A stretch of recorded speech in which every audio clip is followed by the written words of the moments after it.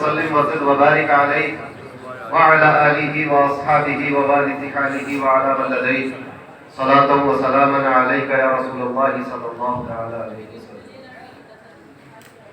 چلے جب حضور سوئے فلک بلغ العلا بکمالہ، کوئی دیکھے رخ کی چمک دمک کشف الدجا بجمالہ، وہ ہے بے مثال دنی چشک حسنت جمیع خصالہ، انہیں دیکھ لیں تو پڑھیں ملک صلو علیہ وآلہ اللہم صلی وسلم وزد وبارک علیہ وعلی آلہ وصحبہ ووارث حالہ وعلی من لدیہ صلاۃ و سلام علیک یا رسول اللہ صلی اللہ تعالی علیہ وسلم۔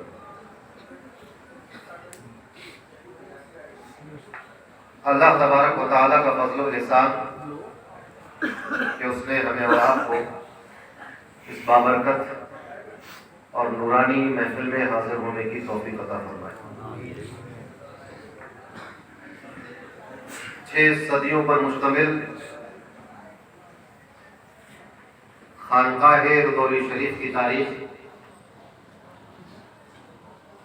حضور شیخ العالم رضی اللہ تعالی عنہ کا فیضان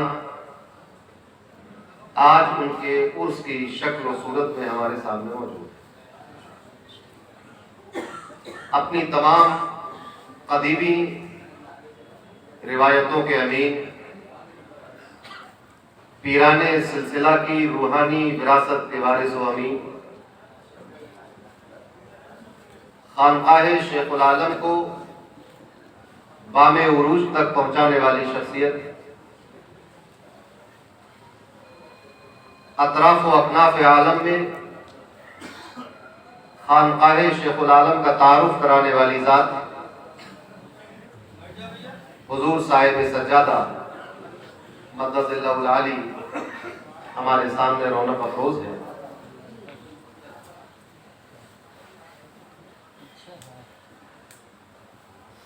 بے حد محبت فرماتے ہیں مجھ جیسے ناکارہ اور بیکار انسان سے، کامل سے آپ کا حکم ہوا کہ چلے آؤ تو میں حاضر ہو گیا۔ اکثر موقعوں پہ طلب فرماتے ہیں، حکم دیتے ہیں، یہ حضرت کی محبت ہے، ان کا بڑپن ہے کہ اس عظیم ترین آستانے میں مجھے خطاب کا حکم دیتے ہیں۔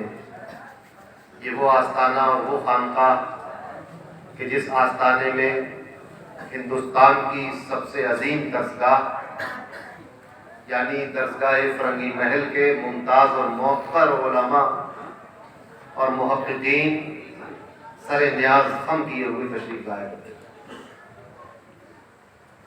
وہ آستانہ جس نے اودھ کی تاریخ کو اقتدار بخشا، وہ خانقاہ جس نے علوم معرفت کے حوالے سے، روحانیت کے حوالے سے اودھ کو بخارا، بصرہ اور بغداد کے برابر لا کر کھڑا کر دیا۔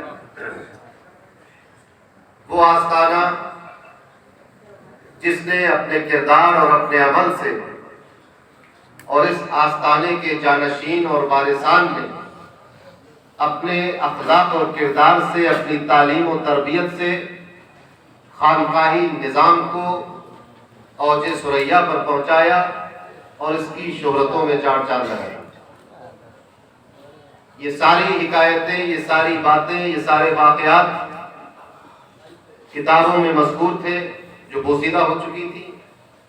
علماء، مشائخین، صوفیاء، اولیاء، ماضی قریب اور ماضی بعید کے تمام مشائخین اودھ بلکہ مشائخین ہندوستان اس آستانے کی عظمت و وقار سے بخوبی واقف تھے اور اپنے مریدین و متوسلین کو آگاہ کراتے رہتے تھے۔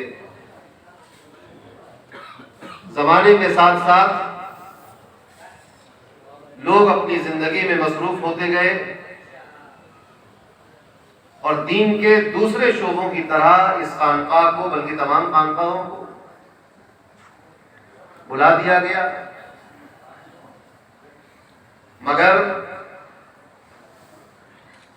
صاحب خانقاہ اور صاحب آستانہ اور صاحب مزار کا روحانی تصرف ہمیں دکھائی دیتا ہے کہ آج حضور صاحب سجادہ نے اس مختصر سے عرصے میں اپنی محنتوں، اپنی کاوشوں اور اپنے اجداد اور اپنے پیران سلسلہ کی توجہات اور ان کی نصرت اور ان کی امداد کی بنیاد پر اس تاریخ کو پھر سے زندہ کر دیا۔ پیچھے اس کا لگا ہوا ہے، جدید آب و تاب کے ساتھ تمام کتابیں موجود ہیں، اور زمانے کی ضرورت کے حساب سے ہر زبان میں کتاب شائع کی گئی، رسائل شائع کیے گئے، اور اس تاریخ کو اثر نو زندہ کر دیا گیا جو زمانے کے گردش لیل و نہار کی وجہ سے پسے کچھ ڈال دی۔ تو اس آستانے کی عظمت و تاریخ کو بیان کرنا سورج کو چراغ دکھانے کے مترادف ہے۔ ہندوستان کی تمام خانقاہیں بخوبی واقف ہیں، تمام آستانے اس بات کا ادراک کرتے ہیں کہ حضرت شیخ العالم رضی اللہ تعالی عنہ نے نہ صرف یہ کہ سلسلہ صابریہ چشتیہ کو وقار بخشا اور اس کی ترویج و اشاعت کی، بلکہ ان کی خانقاہ سے دین و سنیت اور عقیدے اور علم کی اور عمل کی تاکید کے ساتھ ساتھ تربیت کی جاتی رہی، جس کے نتیجے میں آج اس ہندوستان میں اور ہندوستان کے باہر بہت ساری خانقاہیں وجود میں آئیں جو حضرت صابر پاک کا فیضان عام کر رہی ہیں، غریب نواز کا فیضان عام کر رہی ہیں، رسول اللہ کے دین کو پھیلا رہی ہیں۔ اب چونکہ یہ عرس منعقد کیا گیا ہے جو قدیم روایت ہے، اس عرس پر تھوڑی سی گفتگو عرض کر کے رخصت ہو جاؤں گا۔ وقت یہاں پر چونکہ بہت زیادہ نہیں ہوتا ہے، اس کے اپنے عرس کے معمولات ہیں۔ آپ حضرات عرس میں تشریف لائے ہیں اور لاتے رہتے ہیں، اور ہندوستان بھر میں خانقاہوں میں آستانوں پر عرس منعقد ہوتا ہے، سب جاتے ہیں۔ ابھی رجب آنے والا ہے، غریب نواز کا عرس ہوگا، پچھلے مہینوں میں محبوب الہی کا عرس ہوا، آج اس عرس میں شامل ہے۔ ربیع الاول شریف میں کلیہ شریف کا عرس ہوگا۔ غرض یہ کہ آراس منعقد ہوتے ہیں، چاہنے والے، ماننے والے، عقیدت رکھنے والے آراس میں شریک بھی ہوتے ہیں، اور یقین مانیں کہ آج سے اگر 5 صدی پہلے، 4 صدی پہلے، بلکہ 3 صدی پہلے بھی چلے جائے، یہ وہ وقت کہ جس وقت میں حضرت ملا نظام الدین نے فرنگی محل کی درسگاہ کو وقار بخشا تھا، اس زمانے میں یہ بحث ہی نہیں ہوتی تھی کہ عرس جائز ہے کہ نہیں جائز ہے۔ وہ دور تو ایمان والوں کا دور تھا۔ اس وقت ہندوستان میں یہ بدعقیدگی کا بیج نہیں بویا گیا۔ اس وقت ہندوستان میں دین کو لے کر یہ کنفیوژن اور یہ تذبذب نہیں پھیلایا گیا تھا کہ عرس میں جانا چاہیے کہ نہیں جانا چاہیے، اور کیوں جاتے ہو، اور قرآن میں کہاں لکھا ہے کہ عرس میں جانا چاہیے، اور حدیث میں کہا آیا کہ شیخ العالم کے عرس میں جانا چاہیے۔ مجھے حیرت ہے کہ جو لوگ قرآن و حدیث میں شیخ العالم کے عرس کا تذکرہ ڈھونڈ رہے ہیں، وہ اس پر عمل کیوں نہیں کرتے جس کے بارے میں قرآن نے صاف لفظوں میں کہہ دیا، جس کی تعظیم قرآن نے واجب کر دی کھلے الفاظ میں، اس کی تعظیم تو ان سے ہوتی نہیں ہے، اور جس کا ذکر قرآن میں نہیں آیا اس کا ذکر قرآن میں ڈھونڈنا چاہتے ہیں۔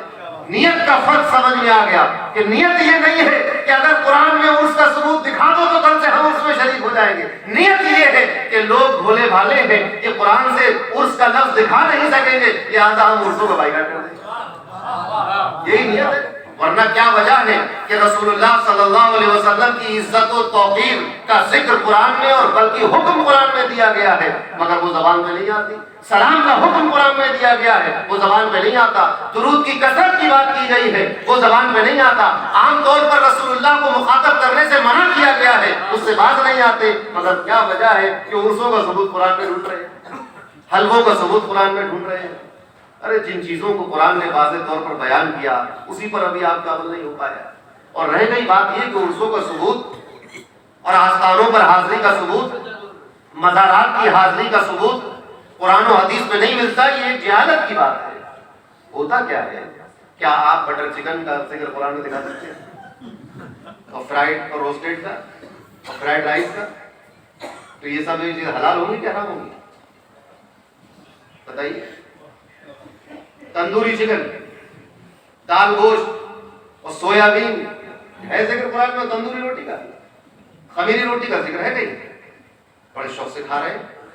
تمام دارالعلوم میں مشین لگی ہوئی روٹیاں بنانے کی، روٹیاں بھی بنا رہی، اور صاحب ہفتے میں کئی دن جو ہے گوشت بھی آ رہا ہے۔ سب برا کہ نہیں ہو رہا ہے؟ کہاں ہے ذکر قرآن؟ اصول پتہ چلا کہ کیا کرنا ہے